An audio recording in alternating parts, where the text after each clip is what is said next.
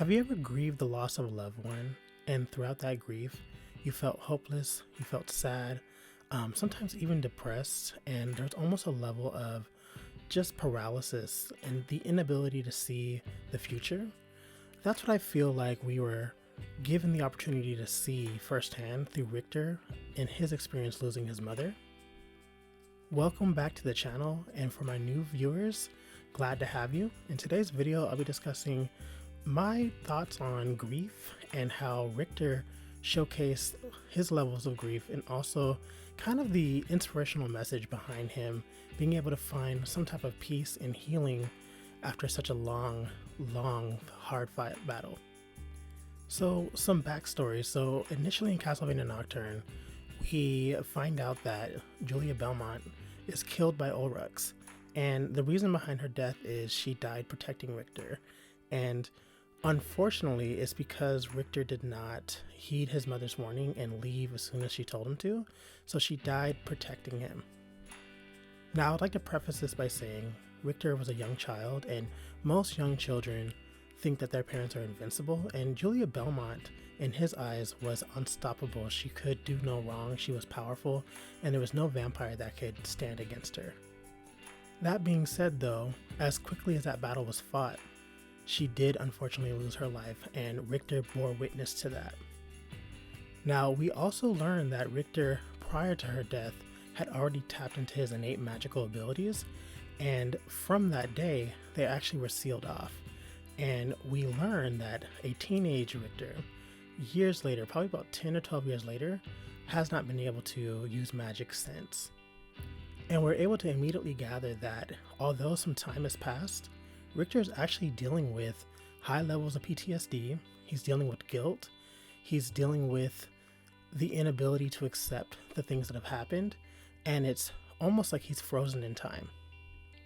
And I found that to be so heart-wrenching because I too have lost people in my life, and I've suffered some losses recently, and I can tell you from firsthand experience that it's almost as if time stops and you're just stuck in that moment, replaying over and over the things that you either could have said or the things that you could have done differently.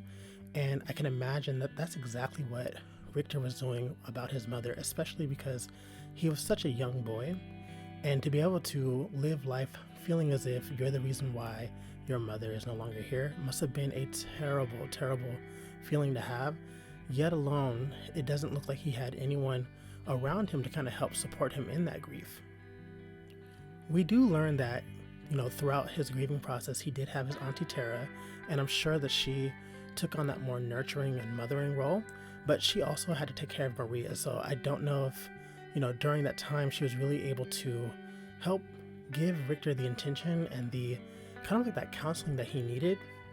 And then we also find out that his grandfather, Juice, is still alive, and it doesn't look like he had any contact with him after Julia passed. And again, it seems as if even Juice Belmont, maybe he also lost someone, not just his daughter, but somebody prior to that he almost felt like he couldn't reach out to Richter and support him. And oftentimes, especially when it comes to close familial ties, it's almost painful to see, especially a father who lost their daughter and that daughter had a child.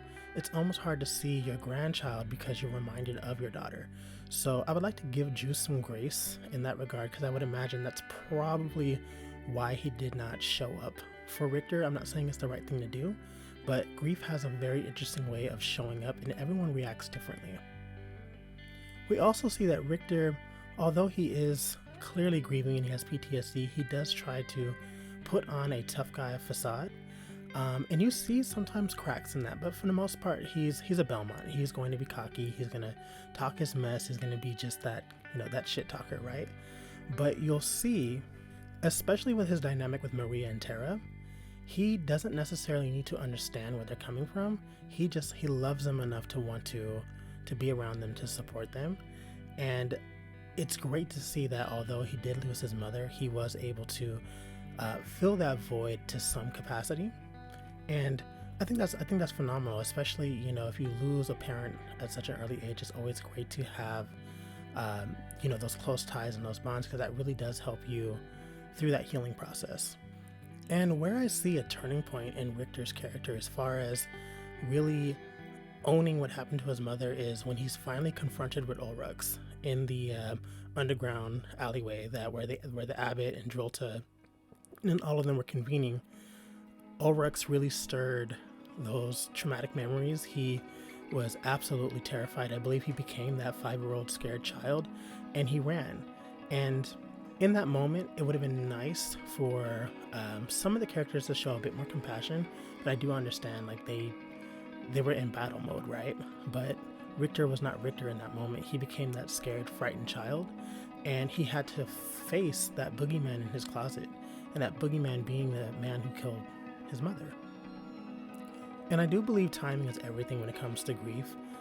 It could be 5 years, 10 years, 20. I don't think anyone truly gets over that type of pain. Time does have a funny way of lessening that pain, but it just depends on the person, right? And I think with Richter, because he never fully talked about his mother's death, he never truly like had that counseling.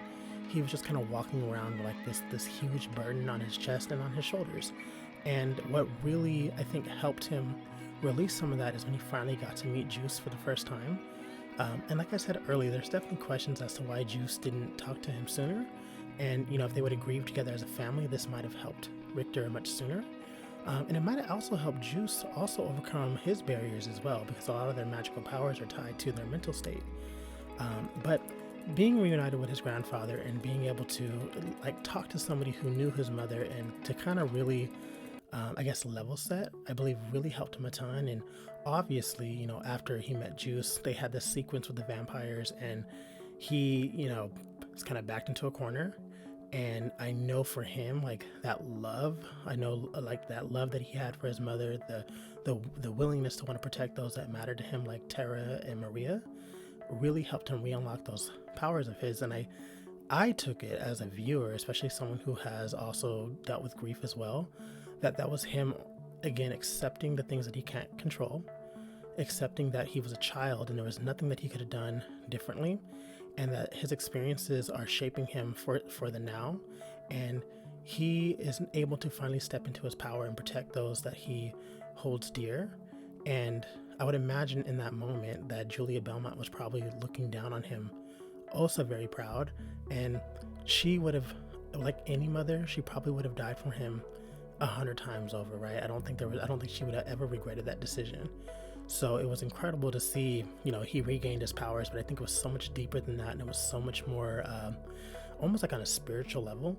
And after he regains his powers, you just see Richter blossom into this more confident, more reassured version of himself that I believe was missing in the beginning. And I just thought that the writers of Castlevania Nocturne really gave us a bird's eye view of how grief can be also very, very paralyzing for anyone that's dealing with it. And it's not to say that you're going to ever get over that person, or that, you know, you're not going to have those moments when you're alone and you're, you know, your heart's just aching for them.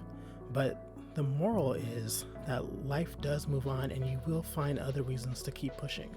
And Richter was finally able to find those reasons in Tara and in Maria, and it gave him new purpose, and he can still take the lessons he's learned from his mother and apply them to the current.